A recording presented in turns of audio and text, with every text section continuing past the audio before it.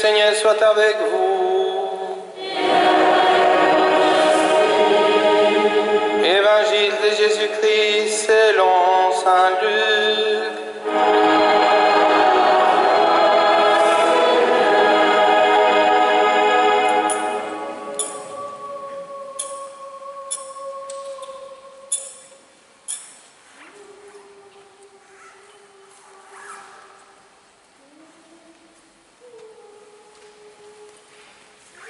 En ce temps-là, Jésus disait à ses disciples une parabole sur la nécessité pour eux de toujours prier sans se décourager.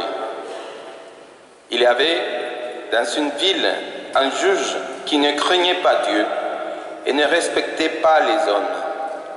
Dans cette même ville, il y avait une veuve qui venait lui demander « Rends-moi justice contre mon adversaire ». Longtemps, il refusa.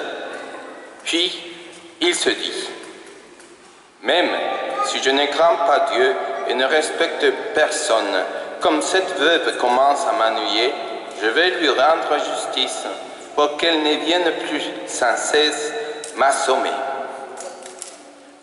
Le Seigneur ajouta, écoutez bien ce que dit ce juge dépourvu de justice. Et Dieu ne fera pas justice à ses élus, qui crient vers lui jour et nuit. Les fait-il attendre? Je vous le déclare. Bien vite, il leur fera justice. Cependant, le Fils de l'homme, quand il viendra, trouvera-t-il la foi sur la terre? Acclamons la parole de Dieu.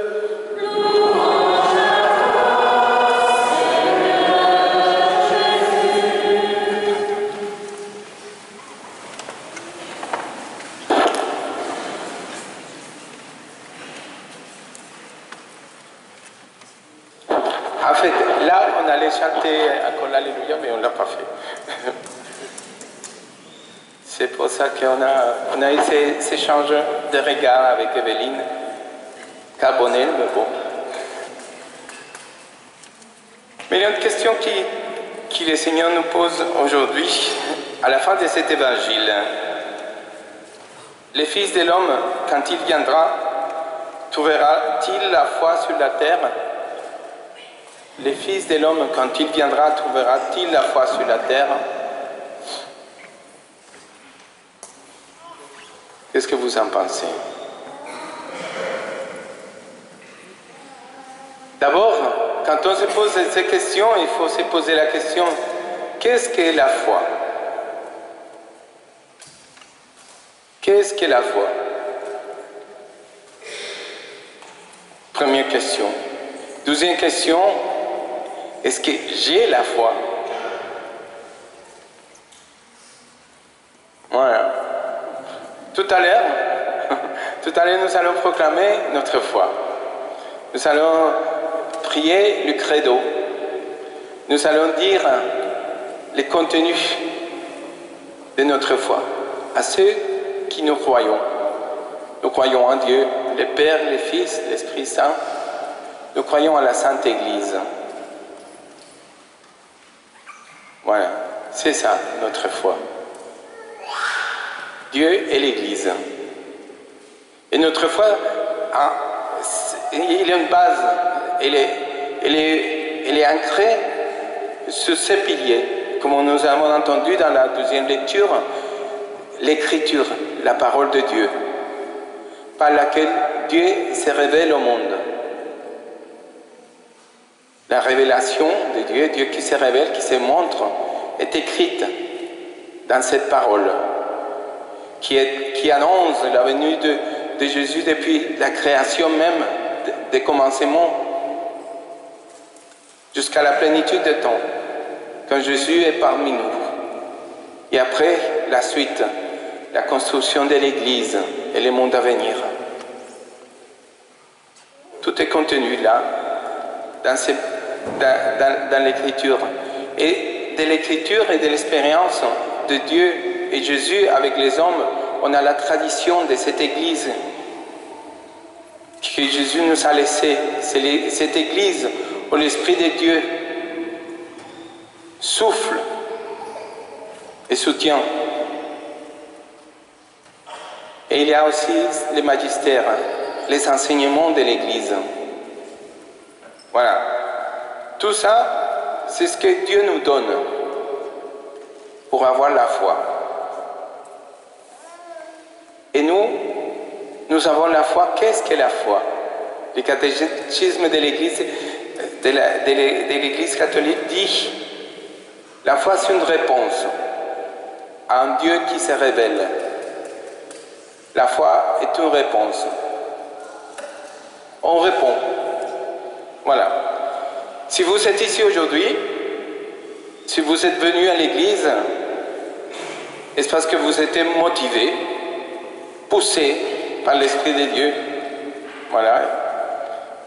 Peut-être quelqu'un a dit, allez, rappelez-vous, aujourd'hui c'est la messe des familles, il faut aller à l'église. Je ne sais pas si c'était... Là, je ne suis pas sûr qui a dit ça. Si c'est maman ou papa, ou si c'est les enfants qui ont dit « Allez maman, papa, lève-toi, il faut aller à l'église, il nous attend. » Beau, chacun... Je crois que c'était beau. Voilà, je ne vais pas dire, c'était plus la deuxième possibilité. Beau. Mais vous êtes là. Ça, c'est une réponse. C'est une réponse motivée par l'amour. Dieu... Jésus, avant de poser cette question sur la foi, il nous montre cette parabole de ces juges et ces veuves. La veuve qui insistait et insistait et insistait et priait et priait et priait sans se décourager. Ça, c'est la réponse aussi de Dieu aux hommes. La foi est soutenu par la prière. Et on ne prie pas dans les vides. Quand on prie, on ne fait pas de longs monologues devant personne. Quand on prie, on rentre dans ces relations avec quelqu'un. C'est comme les enfants, quand ils veulent demander quelque chose, voilà, ils savent bien à qui demander. Soit papa, soit maman. Et voilà. Ça dépend de ce qu'on veut demander, n'est-ce pas? Donc je vais chez papa si je veux quelque chose, ou chez maman si je veux d'autres choses. Pourquoi je l'ai fait? Parce que je sais que si je demande telle chose, n'est-ce pas Léana? Si je demande quelque chose à papa, peut-être il va dire non, mais maman dit oui. Donc je vais chez maman. Parce que j'ai confiance que ma pétition, ce que je demande, ma demande, sera exaucée. Il me dira oui. Voilà. C'est pour cela que je prie. Parce que j'ai confiance en Dieu. Et je sais que lui, il va répondre à mes demandes. Mais Dieu n'est pas un distributeur. Voilà. Donc je mets un code, un chiffre, et je tiens tout de suite ce que je veux. Non. Dieu est un Père qui me donne ce qui me convient. Et quand il convient. Mais il faut prier tout le temps sans se décourager. Même dans les moments difficiles, parce qu'il y a des gens qui disent « Oh là là, moi je prie depuis des années et rien ne change. Tout est pareil. Au contraire, les choses vont de pire en pire. » Mais Jésus, aujourd'hui dans l'Évangile, a cette prière qui nous dit, cette phrase, sans se décourager. Priez sans se décourager. C'est comme cette guerre contre les Amalécites, où Moïse levait les bras. Il était là, en prière.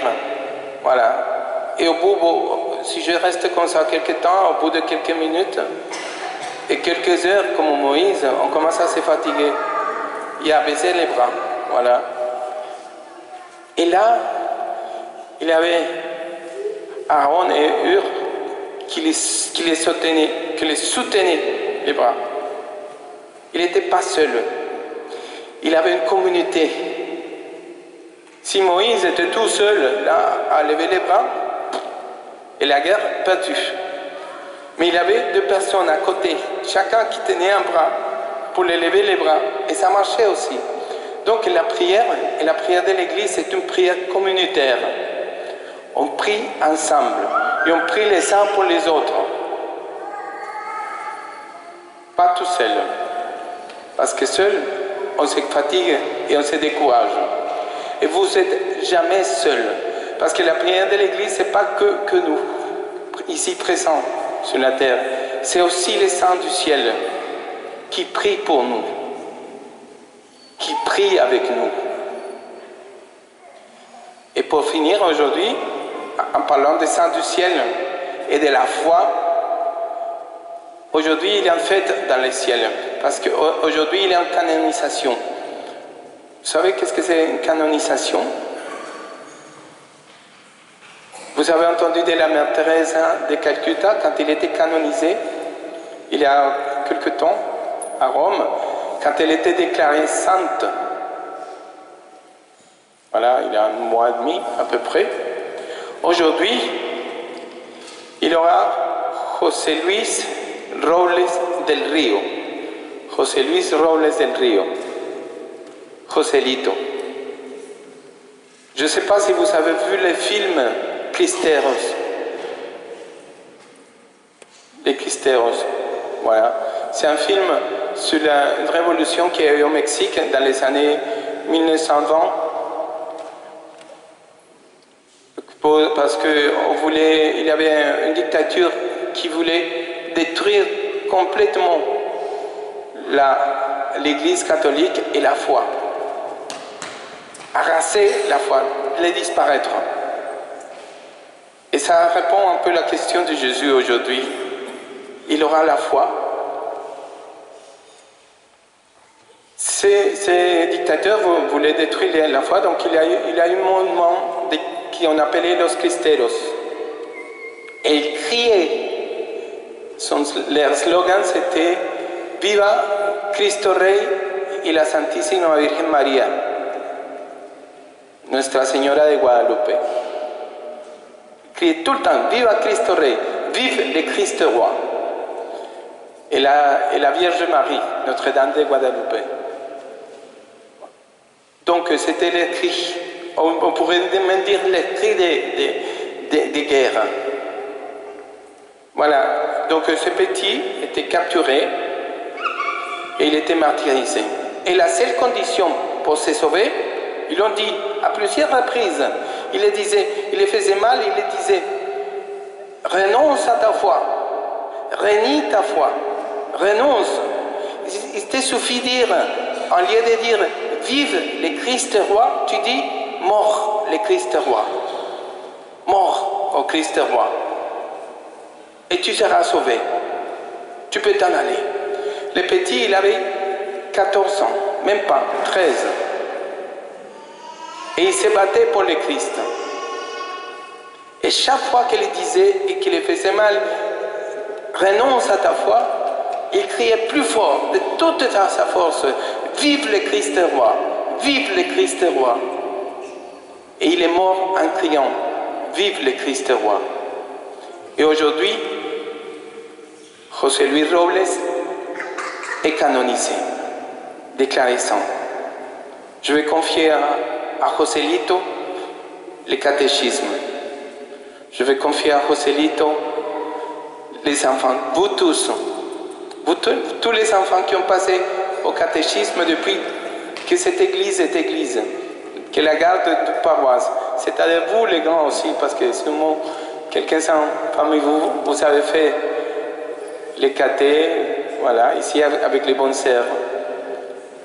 Je vais confier à Joselito et son intercession tous les enfants qui vont venir sur la paroisse de la garde, toutes les familles. Parce que c'est avec les catéchismes et avec vous, mes enfants, qu'on construit la foi. C'est avec vous que nous avons l'espérance que quand Jésus viendra, il trouvera sûrement la foi sur la terre.